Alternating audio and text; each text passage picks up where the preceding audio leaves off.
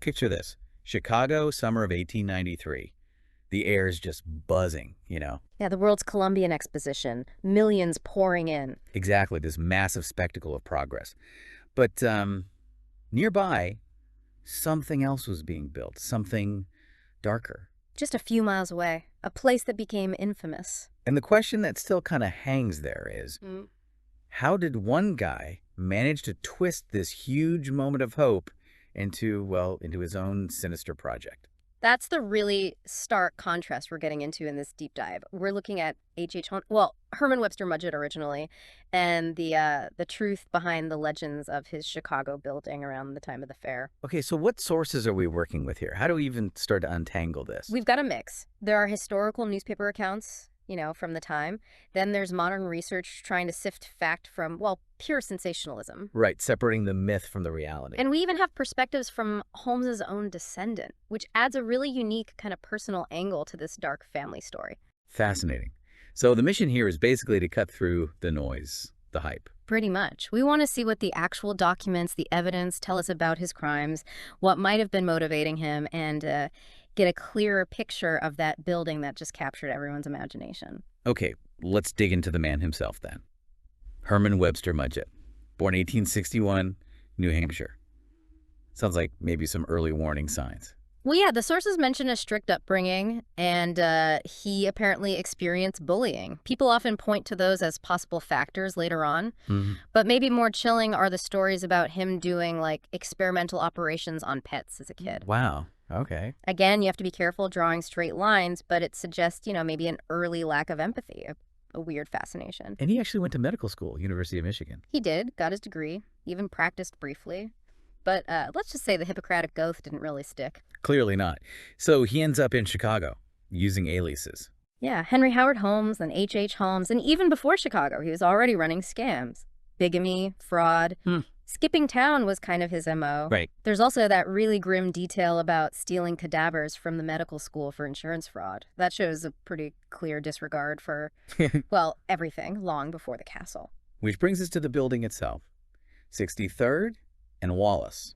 He's working as a pharmacist, starts building this big 3-story place, calls it the World's Fair Hotel. Ah, yes, the murder castle. That's where the legend really takes off, isn't it? Yeah, the stories are wild. Soundproof rooms, secret passages, trapdoors. Chutes to the basement, acid vats, crematorium, Mm. the whole 9 yards. But how much of that is actually true? Modern research suggests maybe it's different. It seems more nuanced, yeah. Still deeply disturbing, mind you. The layout was incredibly bizarre. Rooms hidden behind walls, doors opening onto brick. Okay. But the thinking now is maybe that complexity was less about torture chambers and more about confusing creditors Yeah. and definitely setting up insurance scams. The building itself was part of the con. So a giant, weird machine for fraud. Maybe more than a dedicated murder house. Still incredibly sinister, though. Absolutely. And calling it a hotel. Well, that seems like a stretch, too. Did anyone actually stay there, like tourists for the fair? It's debatable how much it functioned as a real hotel. He definitely rented out some rooms sometimes, but probably not like a regular open to the public hotel. The scale and the lurid stories seems exaggerated. Okay. What's really key here, though, is the shift. He starts with scams, financial crimes, but then it turns violent. And that seems linked to his pharmacy partner disappearing, right? Yeah. Mrs. Holton in 1890. The likely first murder, purely for financial gain, it's a terrifying jump. From con man to killer. Mm-hmm. And after that, the list of potential victims just grows. Julia and Pearl Connor, his employee, and her daughter. Emmeline Sigrand, his secretary. And the Williams sisters, Minnie and Nanny. Yes, he married one of them, Minnie, swindled them both. Their disappearance is another dark chapter. And the World's Fair itself, in 93, that must have just opened up opportunities for him. Tragically, yes. A huge influx of people, especially young women, looking for work, looking for a new start in the city. It created a kind of perfect hunting ground for someone like him. Preying on people, drawn by the excitement. It's chilling. And it wasn't just like random victims of opportunity, was it? The Patessel case seems different. Colder? Oh, absolutely. Benjamin Pizzola was his associate. Holmes killed him, and then, unbelievably, 3 of Petetzel's children. All for insurance money. Just brutal. How was that uncovered? That was largely down to Detective Frank Geyer, a Philadelphia detective who meticulously tracked Holmes and the missing children. His work was crucial. Finding the children's bodies. Where was that? Toronto and Indianapolis. It was Geyer's investigation that provided that concrete, horrific proof of what Holmes had done beyond the scams. Which makes you really try to understand what was going on in his head. Psychopathy seems like the obvious modern term, right? Total lack of empathy. That's what the sources consistently suggest. He seemed to see people purely as tools, objects for his schemes. No real connection, no remorse. Even in his confessions. Especially in his confessions. Yeah. They're often contradictory, self-serving. But that genuine regret just isn't there. Yet apparently he could be quite charming. The manipulative charm. Classic trait. Exactly. Using lies, promises, that surface charisma to lure people in. It's that jarring contrast between the charming face and the absolute coldness underneath. And a huge ego, it sounds like. Grandiosity. Needing control. Definitely seems likely, believing he was smarter than everyone, that he could get away with anything. And the castle itself, I mean, building something like that. Yeah. Whether for fraud or worse, it screams control. Total control over the environment, over the people unlucky enough to be inside, orchestrating everything. It points to that sense of superiority, operating outside any normal rules. So motivations, obviously money. Big time. Financial gain was huge, yeah? The frauds, the insurance schemes, taking victims' assets, maybe even, some speculate, selling skeletons or remains. Grim. What else? Just getting rid of people who got in his way. That seems likely too. Anyone who became inconvenient or threatened to expose him, witnesses, former associates, jilted lovers. And what about the darker side, the sadistic pleasure angle, with all the talk about the castle's features? That's harder to pin down definitively from just the evidence. The features describe the kiln. The vats could have been purely functional for, body disposal in his mind. Efficient disposal helps avoid detection. Sure. So while sadistic pleasure is often part of the legend, and it's certainly possible, it's less clearly documented than the financial and practical elimination motives. The line gets really blurry there. Still, he was undeniably smart. Medical degree, complex frauds. Oh, absolutely intelligent. The planning involved in the building, the scams, it shows a meticulous mind in some ways. But his life was also just chaos, wasn't it? Constant building, debts piling up, all these relationships. It's a strange mix, isn't it? Detailed planning alongside this whirlwind of unpaid bills, constant construction, moving people in and out. Maybe it reflects an instability underneath, or just the sheer difficulty of keeping all those lies straight. It feels like there was a performance element, too.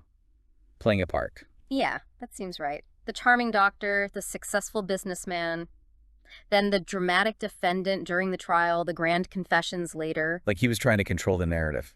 Very possibly. His autobiography, his final statements, you can read them as him trying to shape his own legend, even as the end was near. So how did it all unravel? He got arrested in '94. Initially for stock fraud, yeah. But then the Pinkerton detectives got involved, connecting him to the Pinslow insurance fraud. And that's where Detective Geyer came in. Right. Geyer's painstaking work tracking the Petissels family really blew the case wide open and showed the murders. That led to the trial in Philadelphia in 1895 for Benjamin Pitzel's murder. And he tried to defend himself. He did. Acted largely as his own lawyer. Didn't work. He was convicted, sentenced to hang. Before he was executed, he confessed to, 27 murders? He did confess to 27, yeah. But then he took some back. And it turned out some people on his list were actually still alive. So the real number. Still a mystery. Exactly. Estimates range wildly, maybe as few as 9 that are strongly suspected, maybe over 50. The sensational accounts went way higher, into the hundreds, but there's little basis for that. But still, one of America's first really documented serial killers. Absolutely. A landmark case, unfortunately. It really shone a light on the dark side of that Gilded Age optimism and also, the rise of yellow journalism. They even coined the term multi-murderer for him. And people are still fascinated. Books, shows. Oh, yeah. The fascination endures. Yeah. Remember the rumors he faked his death? They persisted for over a century. Until they dug him up, right? 2017? Yep. Exhumed the body, did DNA testing, confirmed it was him. His descendant was involved in pushing for that, trying to get definitive answers. Wow, even finding his coffin encased in concrete, just like the old story said. Right. It just added another layer to the whole strange saga. So when we put it all together, you've got this backdrop of Chicago in the 1890s. Booming city, World's Fair excitement. Massive growth, tons of people coming and going. It created this environment, unintentionally, where someone like Holmes could operate more easily. Anonymity in the crowd. Exactly. People arriving, looking for opportunity, maybe a bit vulnerable. Disappearances might not be noticed as quickly. It's such a stark contrast, the bright promise of the fair and this darkness hiding nearby. And we have to give credit to the investigators, too.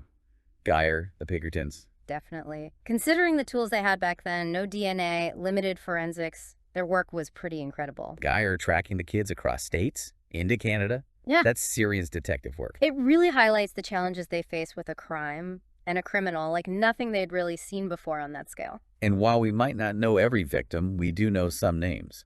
Julia and Pearl Connor, Emmeline Segrond, the Petessels. And finding those little bits of evidence, like Minnie Williams's watch chain found in an oven or the bones found in the basement, possibly Pearl Connor's. It brings it back to the human cost. These were real people. Yeah, it grounds the whole sensational murder castle story in the tragic reality of lives lost. It's important not to forget that. So wrapping this up, H.H. Holmes.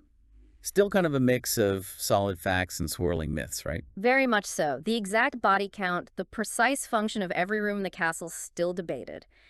But the core truth is there. A con artist who escalated to murder. Driven by greed, fundamentally, and a complete chilling lack of empathy for anyone else. It's a story that tells us a lot about, well, the history of crime, how media shapes these stories, and just the dark corners of psychology, I guess. Absolutely. It's a reminder to look critically, to try and see past the headlines, past the sensationalism. So the final thought then, as we think about why Holmes still fascinates us so much, Yeah. is it really just the lurid idea of the murder castle? All the traps and chutes? Or is it something deeper? Maybe it's the more unsettling reality of the man himself. Someone who could so easily charm people, exploit their hopes, their trust, and lead them into darkness. That kind of manipulation. Mm, Maybe that's the part that still feels uncomfortably relevant today. perhaps. That question of trust, deception, and how easily vulnerability can be preyed upon. Yeah. Yeah, maybe that's the real chilling legacy.